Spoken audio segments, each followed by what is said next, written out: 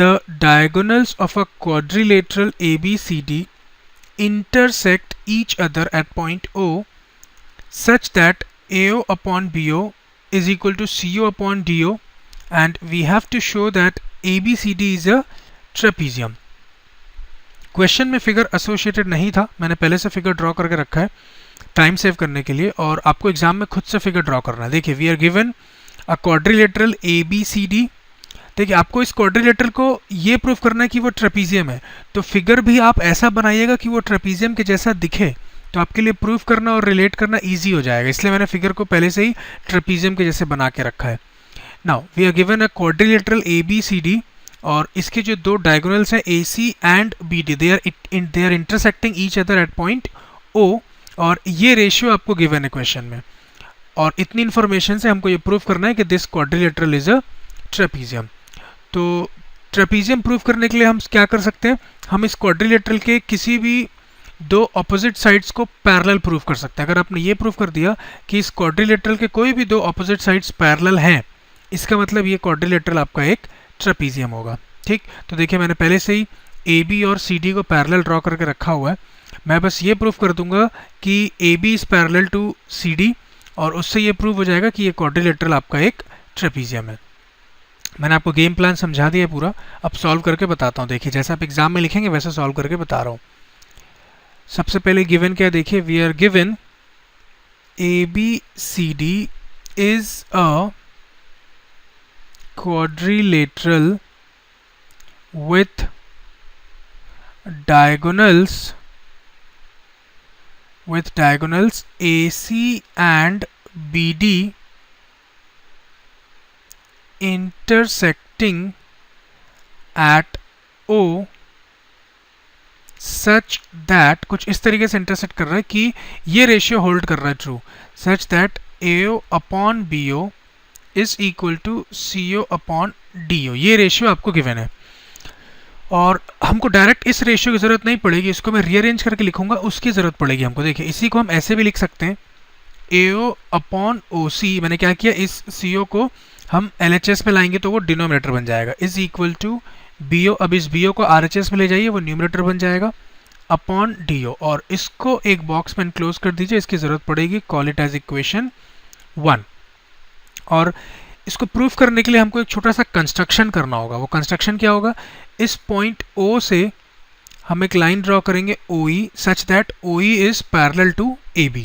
ठीक, तो इस कंस्ट्रक्शन को लिख लेते हैं.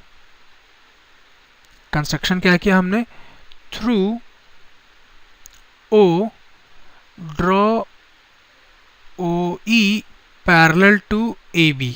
ठीक, और अब आप देखिए इस ट्रायंगल की बात करें, अगर ADB या आप DAB भी बोल सकते हैं, ट्रायंगल DAB में OE को हमने AB के साथ पैरेलल ड्रॉ किया, और अगर ये दोनों आपस में पैरेलल हैं OE और AB, इसका मतलब ट्रायंगल DAB में हम बेसिक प्रोपोर्शनैलिटी थ्योरम अप्लाई कर सकते हैं. ठीक, तो आप इसको ऐसे भी लिख सकते हैं कंस्ट्रक्शन के बाद, in triangle DAB we have EO parallel to AB, which implies that we can write DE upon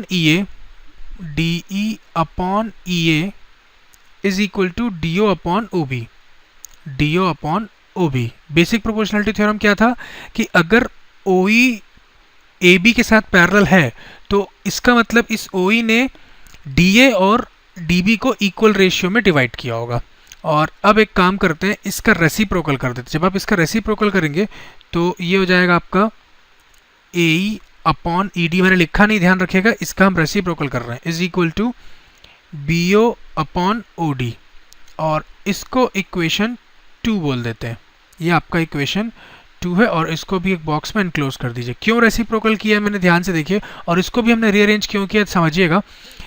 दोनों का RHS देखिए आप, दोनों का RHS सेम है, BO अपॉन DO दोनों का RHS है, इसका मतलब दोनों के LHS को भी हम इक्वेट कर सकते हैं. So from equation 1 and 2 we have AO upon OC जो इसका LHS है is equal to AE upon ED जो इस सेकंड इक्वेशन का LHS. अब आप ध्यान से देखिए रेशियो क्या मिला आपको, देखिएगा आपके पास है रेशियो AO upon OC, ये AO upon OC is equal to AE upon ED, ये AE अपॉन ED। तो ये जो रेशियो है AO अपॉन OC is equal to AE upon ED, इस रेशियो का मतलब ये है कि इस OE ने क्या किया, साइड AC और AD को इक्वल रेशियो में डिवाइड कर दिया, ठीक, which implies that EO divides the sides AD and AC, ये जो साइड आपका AD और ये AC in the same ratio. और अगर इस OE ने दोनों साइड्स को सेम रेशियो में डिवाइड किया है तो बेसिक प्रोपोर्शनैलिटी थ्योरम के कॉन्वर्स से हम ये बोल सकते हैं कि ये जो OE है वो इस DC के साथ पैरेलल है, which implies that the side EO is parallel to DC। Reason क्या है इसका, by converse of basic proportionality theorem। अब लगभग हमारा काम पूरा हो चुका है, ध्यान से देखिए। हमारे पास हमने जो कंस्ट्रक्शन किया था उसमें हमारे पास क्या था, OE parallel to AB। We have actually also लिखना चाहिए, also we have OE parallel to AB। ध्यान से देखिएगा ना, OE AB के साथ भी पैरेलल है, हमने कंस्ट्रक्शन वैसा किया था, और OE DC के साथ भी पैरेलल है, ये आपको रिजल्ट मिला है। तो ये OE दोनों के साथ पैरेलल है, AB के साथ भी और DC के साथ भी। इसका मतलब AB और DC भी आपस में पैरेलल होंगे। आपको लॉजिक पता है, if two lines are parallel to the same line then the two lines are parallel to each other.